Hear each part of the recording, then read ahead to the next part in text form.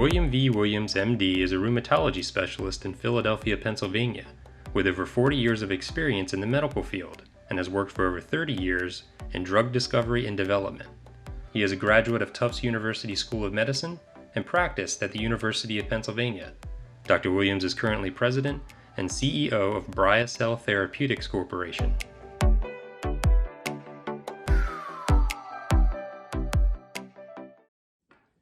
Hi, this is Dr. Bill Williams again, talking to you about some of the side effects of hormonal contraceptives.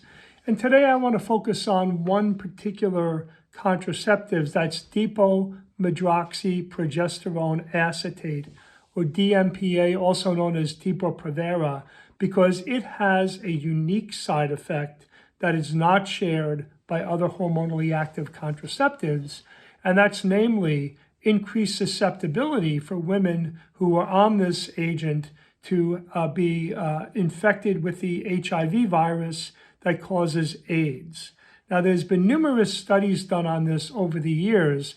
Mostly these studies have been done in Africa, where there's a very, very high usage rate of DMPA or Depo-Provera, and this is done for numerous reasons, predominantly by the UN, who has some kind of vested interest in decreasing the population in Africa. I'm not really quite sure what their rationale is, but at any rate, they are very, very aggressive about promoting this particular agent, probably because it's very, very simple to use. It's an injection, it's very long acting, it doesn't have to be done very frequently, and so they can assure that women will not get pregnant for long periods of time.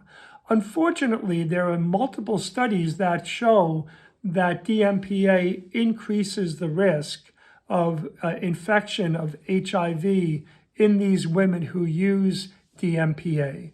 And these risks are quite substantial.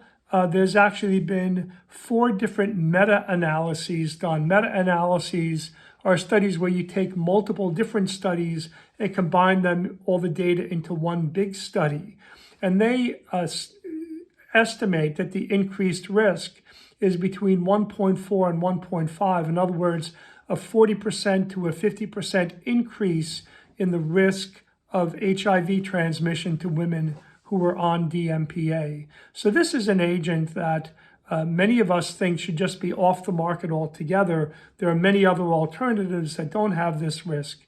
Now, there was a recent study that showed that the risk for DMPA HIV transmission was actually similar to the risk of women who use IUDs. And I think this has been used by the people who manufacture DMPA to say, see, this is not really a risk, this is not a big deal. The problem with that analysis, of course, is that the use of an IUD irritates the lining of the uterus and may, in fact, make the uterus more susceptible to transmission of infectious agents like HIV as well, although we don't have a lot of data on that.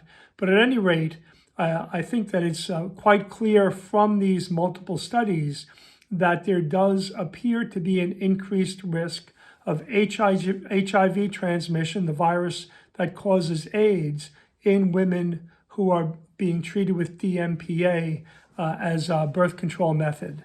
So I think this is a unique risk for DMPA and really argues strongly that it should not be used.